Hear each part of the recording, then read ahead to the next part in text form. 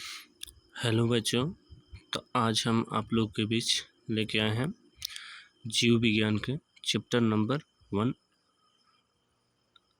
ठीक है, चैप्टर का नाम है जैव प्रक्रम। ठीक है, तो चलिए शुरू करते हैं और इसको अच्छे से समझिए और अपने कॉपी में ज़रूर नोट करिएगा। ठीक है, तो चलिए शुरू करते हैं।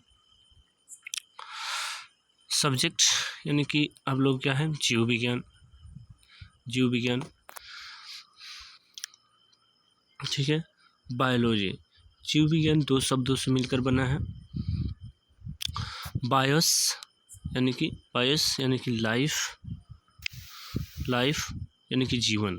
लोगोस कहने का मतलब स्टडी यानी कि अध्ययन करने के लिए। ठीक है, और सजीवों की संरचना के समय विघटित होने लगती हैं, जिसे बनाए रखने के लिए मरम्मत यानी कि रिपेयर, अनुरक्षण यानी कि मेंटेनेंस की आवश्यकता होती है। ठीक है, आगे जैव प्रक्रम क्या है, तो जैव प्रक्रम किसे कहते हैं उसके बारे में जान लेते हैं। तो वे सभी प्रक्रम जो सम्मिलित रूप से जीवों के अनुरक्षण का कार्य करते हैं उसे जैव प्रक्रम कहते हैं। ठीक है, यह कार्य तब भी जारी रहता है जब जीव सो रहा है या कहीं बैठा है, कहीं कक्षा में घूम रहा है, तो हमेशा ये कार्य होते रहता है, जैसे पोषण करना, श्वसन करना, परिवहन करना और उत्सर्जन करना। क्या करना? उत्सर्जन करना। तो ये सभी क्या है, जैव प्रक्रम है। ठीक है, अब आते हैं पोषण। पोषण क्या है, तो ऊर्जा प्राप्त करने के लिए भोजन को शरीर के अंदर ग्रहण करने और उसका उपयोग करने के प्रक्रम को क्या कहते हैं, तो पोषण कहते हैं। ठीक है, और हमारे शरीर में ऊर्जा जैसे मुख्य पोषक तत्व क्या है, कार्बोहाइड्रेट, प्रोटीन, वसा और विटामिन एवं खनिज लवण। ठीक है, तो कार्बोहाइड्रेट से हमारे शरीर में ऊर्जा मिलता है, प्रोटीन से शरीर की वृद्धि होती है, वसा से संग्रहित ऊर्जा होता है। कि हमारे शरीर में सबसे ज़्यादा जो ऊर्जा मिलता है वसा से मिलता है। ठीक है, विटामिन एवं खनिज लवण जो होता है हमारे शरीर में कमी को पूरा करता है। ठीक है, आगे इसको ही देख लीजिए। पोषण के बिना शरीर की वृद्धि, मरम्मत और रोगों से लड़ने की क्षमता खत्म हो जाती है। एक सवाल और याद रखिएगा, सवाल पूछेगा कि किसकी कमी के कारण हमारे शरीर की वृद्धि रुक जाएगी। देखिए, कार्बोहाइड्रेट और प्रोटीन की कमी से हमारे शरीर की वृद्धि नहीं हो पाएगी। ठीक है, इस चीज़ को याद रखिएगा। आगे आते हैं पोषण के प्रकार। तो पोषण दो प्रकार के होता है, स्वपोषण और विषम पोषण। ठीक है, जीव सरल कार्बनिक पदार्थ से अपना भोजन स्वयं बनाते हैं, उसे क्या कहते हैं, स्वयंपोषी कहते हैं। क्या कहते हैं? स्वयंपोषी कहते हैं।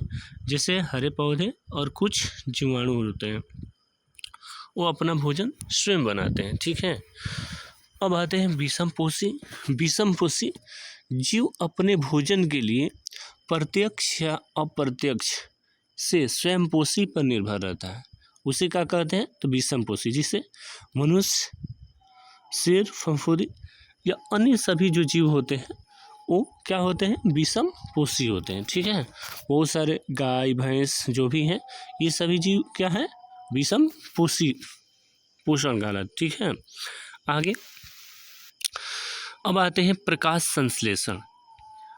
संश्लेषण क्या है, देखिए हरे पौधे सूर्य के प्रकाश, ठीक है, हरे पौधे सूर्य के प्रकाश और क्लोरोफिल की उपस्थिति में कार्बन डाइऑक्साइड और जल से ग्लूकोज बनाते हैं।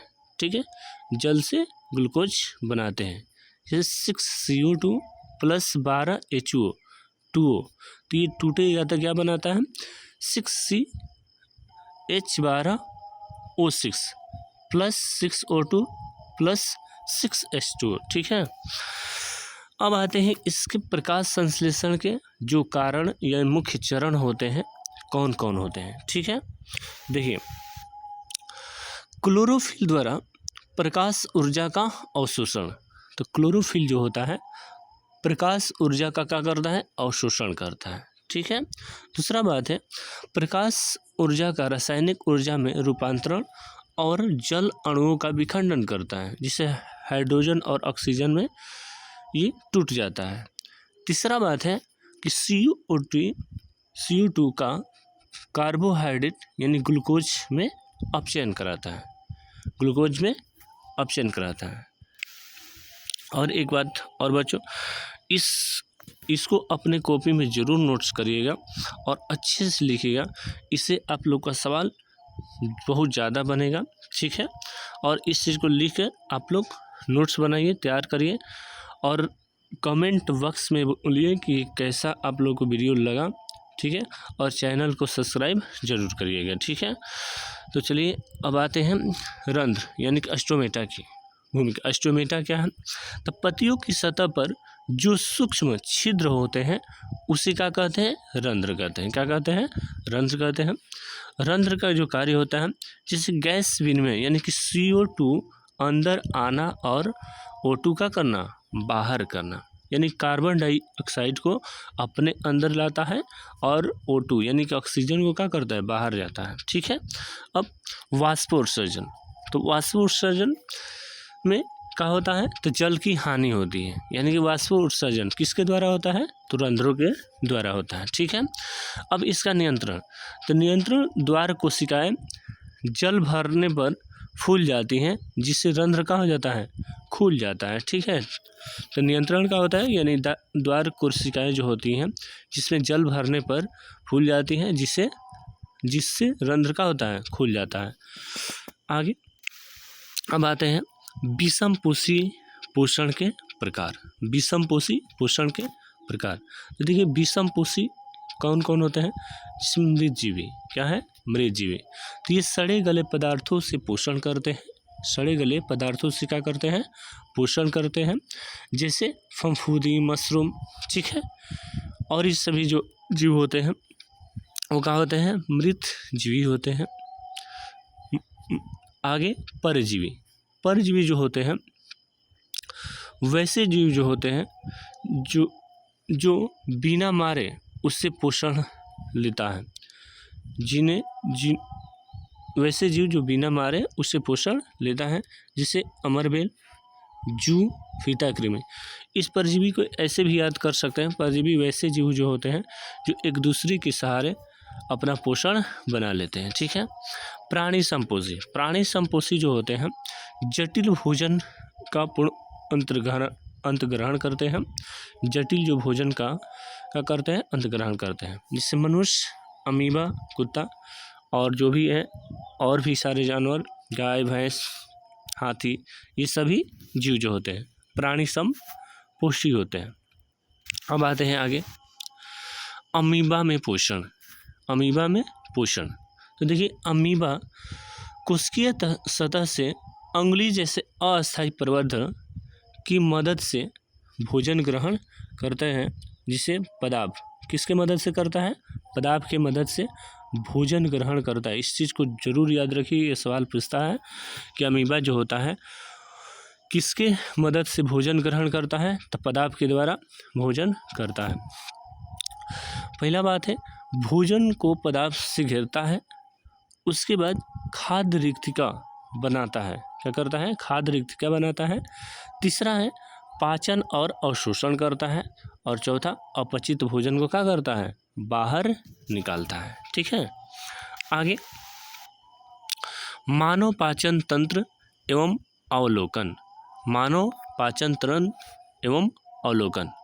तो देखिए मनुष्य में पोषण आहार नाल में होता है, जो मुख से गुद्दा तक फैला होती है। ठीक है, तो मनुष्य में पोषण जो होते हैं आहार नाल में होता है, जो मुख से गुदा तक फैली होती है, और उसमें मुख्य अंग जो होता है, मुख होता है, ग्रसिका, अमाशय, क्षुद्रांत, बृहद्रांत। ठीक है, तो देखिए क्षुद्रांत को छोटी आंत बोलते हैं, बृहदांत को बड़ी आंत बोलते हैं। और छोटी आंत की लंबाई जो होती है 7.5 होती है और बृहदांत की लंबाई जो होती है 1.5 मीटर होती है। बृहदांत की लंबाई जो होती है कितनी होती है? 1.5 मीटर होती है। ग्रंथियाँ, लार ग्रंथि, यकृत, अग्नाशय। मुख्य जो ग्रंथि होती है लार ग्रंथि, यकृत, अग्नाशय होती है। ठीक है, अब आते हैं आगे। मुख एवं अमाशय में पाचन तंत्र। मुख एवं अमाशय में पाचन तंत्र। ठीक है, तो देखिए मुख यानी दांतों द्वारा चबाना। जब चबाएंगे तो मुख में क्या बनता है? लार एमाइज स्टार्च को शर्करा में तोड़ता है। किस में तोड़ता है? स्टार्च को शर्करा में तोड़ देता है। और अमाशय जो होता है यहाँ जठर रस निकलता है। अमाशय में क्या निकलता है? जठर रस, जिसको HCl यानी कि हाइड्रोक्लोरिक अम्ल होता है, ये अम्लीय माध्यम बनाता है। पेप्सिन जो होता है प्रोटीन का पाचन करता है। पेप्सिन जो होता है प्रोटीन का पाचन करता है। श्लेष्मा यानी अमाशय की दीवार की रक्षा करता है। श्लेष्मा जो होते हैं अमाशय की दीवार को क्या करता है? रक्षा करता है। ठीक है, अब आते हैं आगे। क्षुद्रांत यानी कि छोटी आंत। छोटी आंत देखिए आहार नाल का सबसे लंबा भाग होता है, जहाँ कार्बोहाइड्रेट, प्रोटीन और वसा का पूर्ण पाचन होता है। छोटी आंत में कार्बोहाइड्रेट, प्रोटीन, वसा का पूर्ण पाचन होता है। ये भी सवाल पूछता है कि बताइए कार्बोहाइड्रेट, प्रोटीन, वसा इन सभी का पाचन किस में होता है? तो छोटी आंत में होता है। यकृत पीत रस स्रावित करता है, जो वसा का पैसीकरण करता है। सवाल पूछे कि पीत रस स्रावित कौन करता है? तो यकृत करता है। अब आते हैं अग्नाशय। अग्नाशय ट्रिप्सिन और एमाइलेज वसा के लिए एंजाइम भेजता है। यानी ट्रिप्सिन जो होता है प्रोटीन के लिए और लाइपेस वसा के लिए एंजाइम भेजता है। दीर्घरोम अवशोषण के लिए सतही क्षेत्रफल को क्या करता है? बढ़ाता है।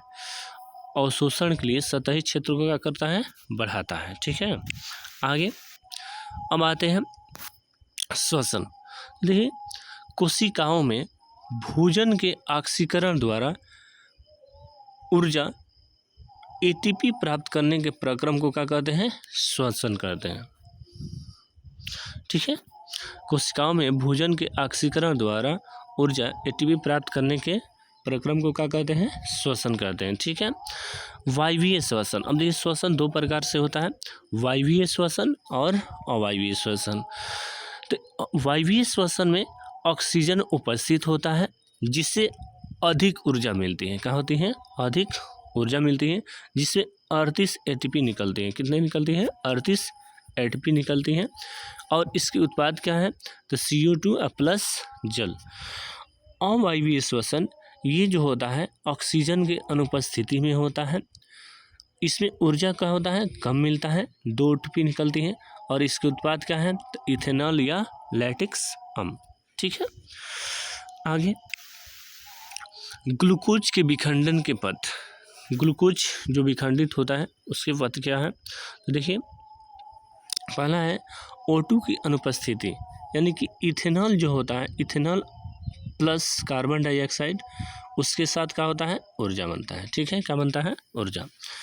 O2 का अभाव यानी कि पेशीय कोशिका में लैक्टिक अम्ल ऊर्जा के कारण। अब देखिए O2 का अभाव जहाँ होता है तो पेशी कोशिका में लैक्टिक अम्ल के कारण हमारे शरीर में क्या होता है? ऐंठन होने लगता है। हमारे शरीर में क्या होने लगता है? ऐंठन होने लगता है, यानी कि लैक्टिक अम्ल का होता है? जम जाता है। तीसरा बात है O2 की उपस्थिति, यानी कि माइटोकॉन्ड्रिया, कार्बन डाइऑक्साइड प्लस जल और साथ में ऊर्जा। ठीक है ना, तो यदि ऑक्सीजन उपस्थित हो तो माइटोकॉन्ड्रिया में ऊर्जा मिलता है, जिससे कार्बन डाइऑक्साइड प्लस जल और ऊर्जा। ठीक है, इसके द्वारा आगे मानव श्वसन तंत्र। मानव श्वसन तंत्र में क्या है? तो देखिए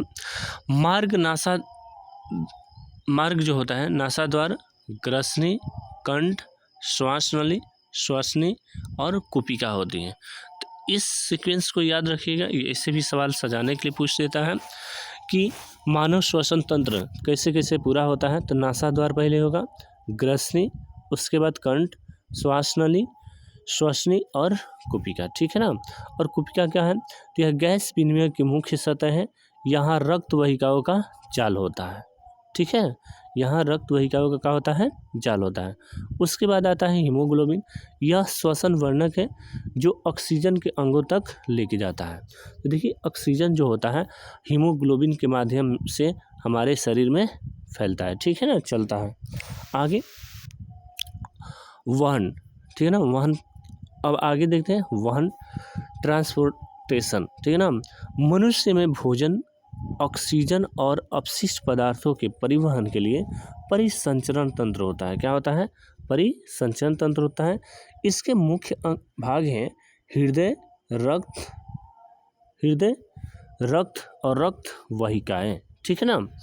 रक्त के घटक कौन कौन से होते हैं, देखिए प्लाज्मा जो तरल भाग यानी कि भोजन और CO2 का क्या करता है, वहन करता है। आरबीसी जो होता है ऑक्सीजन का वहन करता है, ठीक है। WBC रोगों से लड़ने में मदद करता है।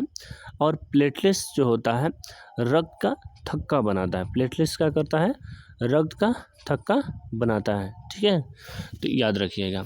देखिए हमारे शरीर में आरबीसी की मात्रा 45% होती है और प्लाज्मा इसमें कितना होता है, तो 55% होता है। इस चीज़ को ध्यान रखिएगा, ठीक है। और प्लाज्मा में 90% जल पाया जाता है। इस चीज़ को जरूर याद रखिएगा, ठीक है। अब चलते हैं आगे। मानव हृदय की संरचना, ठीक है।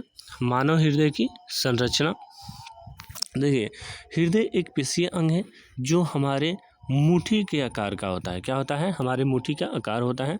इसमें 4 कोष्ठक होते हैं। मानव हृदय में कितने कोष्ठक होते हैं, तो 4 होते हैं। ऊपरी कोष्ठक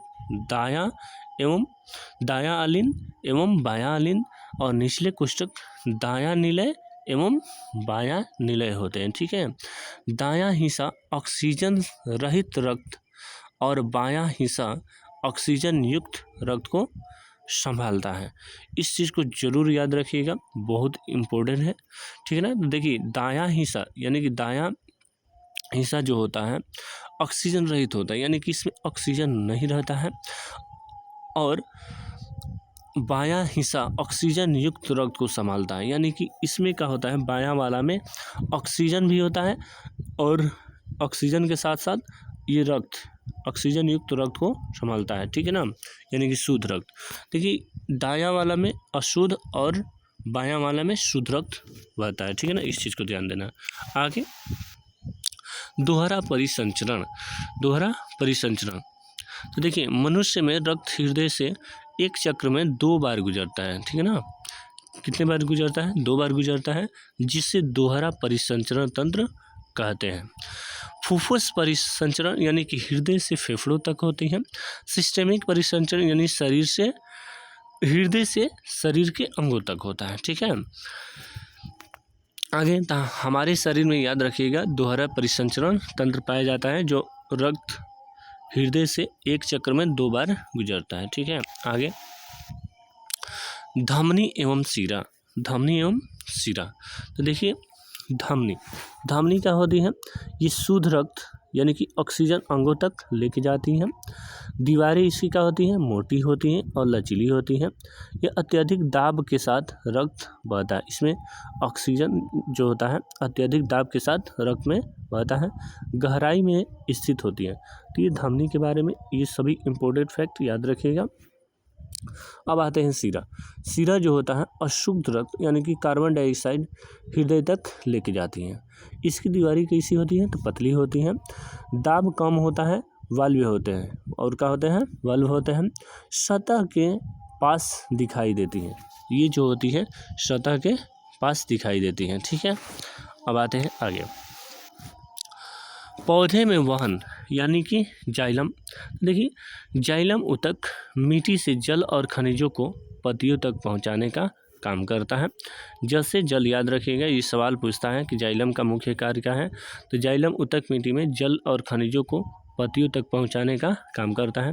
और क्रियाविधि जो दिया है, वाष्प उत्सर्जन खिंचाव के कारण पानी ऊपर की ओर चढ़ता है। ध्यान रखिएगा, वाष्प उत्सर्जन खिंचाव के कारण पानी ऊपर की ओर चढ़ता है और यह प्रक्रिया केवल एक दिशा में होती है। तो जाइलम में एक ही दिशा, जिस जल ऊपर से जल जो होता है नीचे से ऊपर जाता है और फिर नीचे नहीं आता है। इस चीज़ को जरूर याद रखिएगा, ठीक है। तो इसीलिए क्या होता है, केवल एक ही दिशा में होता है।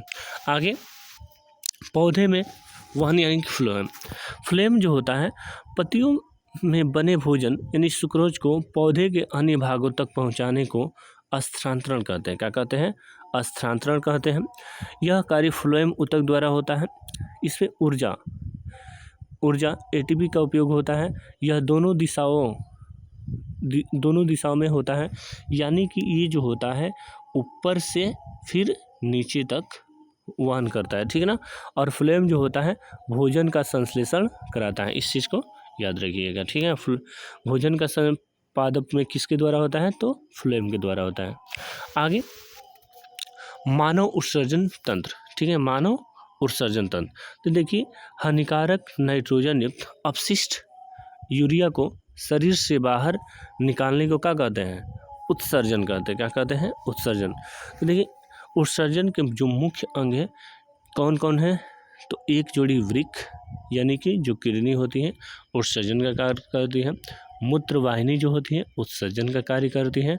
उसके साथ मूत्राशय और मूत्रमार्ग, ये सभी जो अंग होते हैं उत्सर्जन का कार्य करते हैं, ठीक है। तो बच्चों, ये चैप्टर आप लोगों को कैसा लगा, आप लोग कमेंट में ज़रूर बताइएगा, और कौन से चैप्टर आगे चाहिए, ठीक है, आप लोग ज़रूर बताइएगा, ठीक है। अब देखिए आगे आते हैं वृकाणु। नेफ्रॉन होता है, तो नेफ्रॉन जो होता है वृक्क क्रियात्मक इकाई होती है, ठीक है ना। इसमें मुख्य भाग जो होते हैं बोमेन संपुट, कप जैसा भाग जो होता है ग्लोमेरुलस से घिरा रहता है, ठीक है ना। ग्लोमेरुलस जो होता है कोशिकाओं का गुच्छा छानने का कार्य करता है। अन्नलिकाकार भाग जो होता है पुनः अवशोषण का कार्य करता है। तो ठीक है, तो वृक्क क्रियात्मक इकाई क्या कहलाती है, तो नेफ्रॉन कहलाती है, ठीक है ना। ये जरूर याद रखिएगा, और हो सके तो इसका नोट्स अच्छा से तैयार करिए, इससे आप लोग का कोई भी सवाल नहीं छूटेगा। और जैसे ही ये चैप्टर ख़त्म होगा इसका हम ऑब्जेक्टिव भी आप लोग को करा देंगे, ठीक है। तो साथ में चैनल को सब्सक्राइब और शेयर जरूर करिएगा, ठीक है। अब आते हैं आगे मूत्र निर्माण की प्रक्रिया। अब इसमें क्या होता है, निस्यंदन जो होता है, फिल्ट्रेशन जो होता है, उच्च दाब पर रक्त को छानता है, उच्च दाब पर रक्त को क्या करता है, छानता है। दूसरा बात है पुनः अवशोषण, ये जो होता है ग्लूकोज, एमिनो अम्ल और जल का वापस रक्त में सोख लिए जाते हैं। पुनः अवशोषण यानी ग्लूकोज, एमिनो अम्ल और जल का वापस में क्या कर लेते हैं, सोख लेते हैं। स्रवण अपशिष्ट मूत्र के रूप में इकट्ठा होता है, क्या होता है, अपशिष्ट मूत्र के रूप में इकट्ठा होता है। अब आते हैं डायलिसिस जो होता है कृत्रिम वृक्क जो होता है, वृक्क खराब होने पर कृत्रिम वृक्क द्वारा रक्त साफ करना हीमोडायलिसिस कहलाता है। ये भी याद रखिए, डायलिसिस होता क्या है, देखिए ये एक प्रकार का कृत्रिम वृक्क होता है। जैसे कि किसी व्यक्ति का किडनी खराब हो जाता है तो इसके द्वारा रक्त को साफ करना होता है, जिसे हम लोग क्या कहते हैं, हीमोडायलिसिस कहते हैं, ठीक है। अब आते हैं आगे पादप उत्सर्जन, ठीक है, पादप उत्सर्जन। तो पौधे में उत्सर्जन के अलग अलग तरीके होते हैं, जैसे पत्तियों का गिरना, ठीक है ना, पत्तियों का गिरना उत्सर्जन होता है। रेजिन और गुण पुराने जाइलम में संचित होते हैं, तो रेजिन और गुण जो होते हैं प्राप्त होते हैं पुराने जाइलम से होते हैं। और जल द्वारा मिट्टी में त्याग जो होता है, ये सभी क्या होते हैं, उत्सर्जन के द्वारा होते हैं। तो ये पादप में उत्सर्जन होते हैं। तो देखिए आप लोग का ये चैप्टर का होता है, आज समाप्त होता है ये। तो आप लोग को ये चैप्टर कैसा लगा कमेंट में ज़रूर बताइएगा, और किसी बच्चों के साथ दूसरे लोगों के पास ये शेयर और सब्सक्राइब ज़रूर कीजिएगा। आप लोग को ये चैप्टर कैसा लगा, ठीक है, तो कमेंट में ज़रूर बताइए, ठीक है। तो ओके, धन्यवाद।